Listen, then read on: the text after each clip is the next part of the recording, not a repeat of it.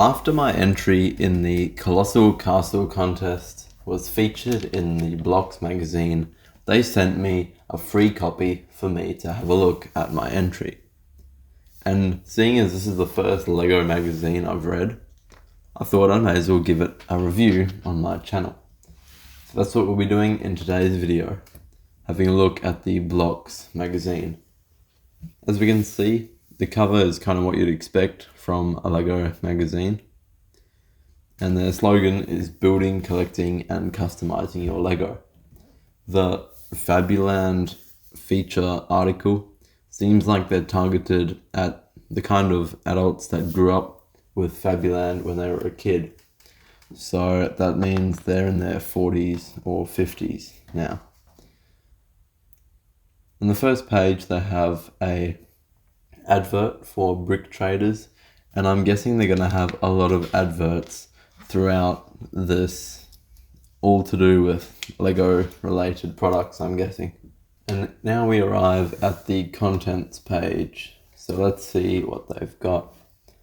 It looks like they have a bunch of set reviews before going back to some feature articles, interviewing some people, before moving on to mock creations. They've got a lot of set reviews and then some retrospective reviews. Let's take a look. Firstly, they've got an article on the Trevi Fountain set, and they basically seem to be covering all the LEGO news.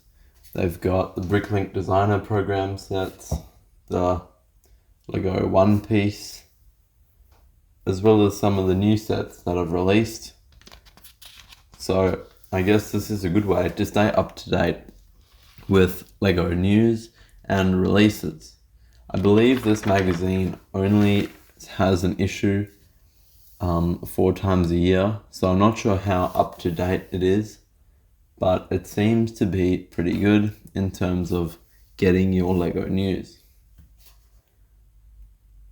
Here we have some photos from the community, and there are some pretty good LEGO photography in here, so if you enjoy that, perhaps this page might interest you. And then we've also got a advert for another LEGO exhibition, this one at the Western Australian Maritime Museum.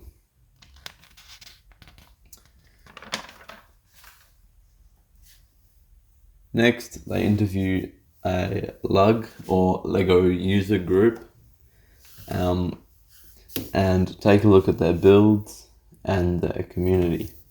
I think it's good how they incorporate community aspects into this magazine instead of just focusing on the official LEGO sets and official LEGO news. As we can see, they've got more feature articles on the new Bricklink Designer Program sets and the Twilight LEGO Ideas set, and an interview with the designer. Here is an article about, they call it the brick debate. Does digital integration enhance the LEGO experience? That is actually a very interesting topic, and I'm glad they're addressing it in a magazine such as this, because it's sure to be an interesting read. Not that I've read it yet. We have another advert for a brick LEGO convention and an article about it. Moving on, we have more sets that have recently come out and an article about elements that have been lost to time.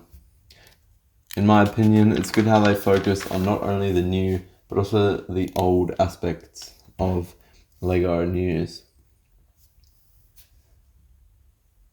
We've also got some more news. Seems like that's pretty much the whole magazine at this point, and more adverts. Now we reach the contest of the month section. I wonder if they run this every month, either this page or the magazine, because from the calendar I made, I don't believe they have a competition every month, because I think certain months are missing competitions. Either way, here's my build with a nice quarter of the page, and it's good that they put in fan builds, and it really enhances the magazine. In case you haven't seen the builds already, you can see them by reading the magazine. We've got about movies as well in comparison to the sets, and a top 10 British sets. This magazine is from the UK and is primarily sold in the UK, so it makes sense that they have a focus on Britain and British sets. Let's see, what do they put at number 1? The Tower Bridge. Fair enough, that is iconically British. An advert for themselves. That's always a classic in magazines. And instructions for a microscale Malfoy manor. How interesting. Next we move on to the Fabuland feature article, in which they seem to recount the story of what happened with Fabuland and how it worked, as well as a bunch of pictures for us to see what the Fabuland sets look like and see what they're talking about. They've also got these character biographies to help you understand what was really going on with the Fabuland sets. The reason for that is the new Fabuland set that has been released as the Lego House exclusive, this one here. And you see they call it Rediscovering Fabuland, this article. Unfortunately, they haven't brought back the minifigure figures though. These ones are brick built. And they give a review on the set, which is excellent because I was hoping for a review. It's quite hard to find reviews of the Lego House exclusive sometimes because not a lot of people have them, seeing as you have to go all the way to Denmark to buy one. But it's good that this magazine does their research thoroughly. I should also add that even though this magazine was sent to me for free because my build was featured, all these opinions are still my own. Also here it has some of the instructions for building the characters, so that even if you don't have the set, you can build it at home. That is particularly useful, seeing as not everyone wants to fly to Denmark.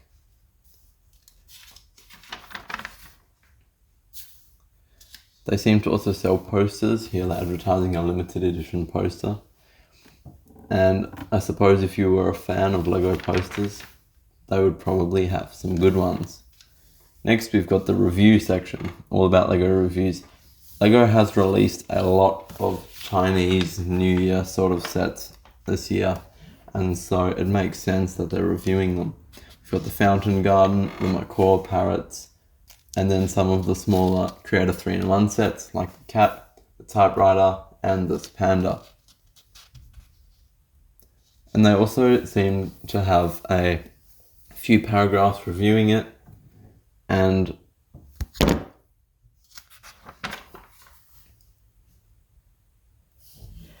here we've got the some of the city sets, like the fire department, and of course the Formula 1 sets that have been all over Lego News recently. There are quite a few reviews. I'm not sure if these are intended for you to read through them all, or if they are just for you to go and look for the review of a set that you're wanting to buy. Because I know I normally don't just read random set reviews. I normally only look for the ones I'm interested in getting. Let's see, how much is this Lego magazine meant to be? It is, it's all in pounds, but that's £120, which is 240 Aussie dollars for, I don't even know what you get, a 24-month deal. That is not bad, which would make it $10 per magazine. We've got some of the Star Wars reviews, the new Disney, I guess Star Wars is Disney 2 these days, and the Magic of Disney set. Next, we've also got some instructions for a grazer from the Horizons, whatever it's called. And it's good they give you instructions, especially for a nice looking model like this one. We've got the story of the minifigure part 4, so I'm guessing this is an ongoing series in which they explore how the minifigure has changed. We can see some very damaged minifigures here, which I'm guessing they tell the story of, and we can see how the minifigure has changed over time. They seem to have put a lot of research and thought into this, so it's great if you want to find out more about LEGO. Next, they have a steampunk themed builds. Quite a few nice builds here. I'm a particular fan of this one called Painted City by Grant Davis, Eli Wilsey, and Micah Beedman. That's no surprise, to be honest. All three of them are very renowned builders in the LEGO community, and it makes sense that it's those three making a good build like that one. Moving on, we have a technique spotlight. These are the kind of articles that I read, although not in a physical magazine. We have these trees. These trees have been included in a few sets recently, and they use that fairly new fern piece. So if you want to learn more about techniques, this is a very useful article. And they also offer you a chance to win the new LEGO House exclusive set signed by the designers. All you have to do is subscribe. I'm not surprised they're giving away things. Giveaways seem to be a good way to build subscriptions for magazines. And we also have this build and chat section with a builder. I'm not sure if he's a LEGO designer or not. His shirt does say LEGO design or LEGO designer, so I'm guessing he must be, but I haven't heard of him before.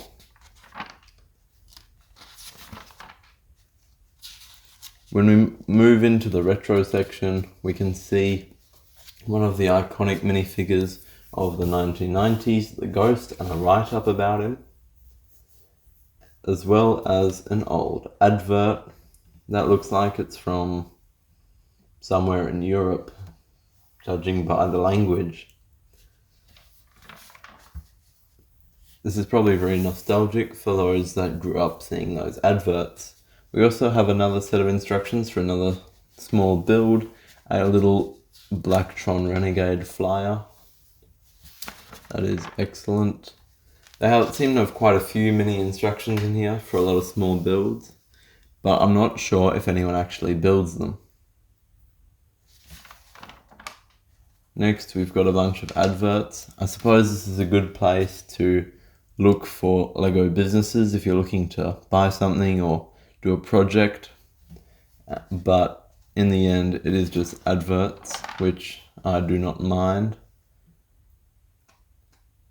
And then we have a sneak peek of next month, which it says they're gonna have a feature article on how LEGO designers reimagine the sunflower painting.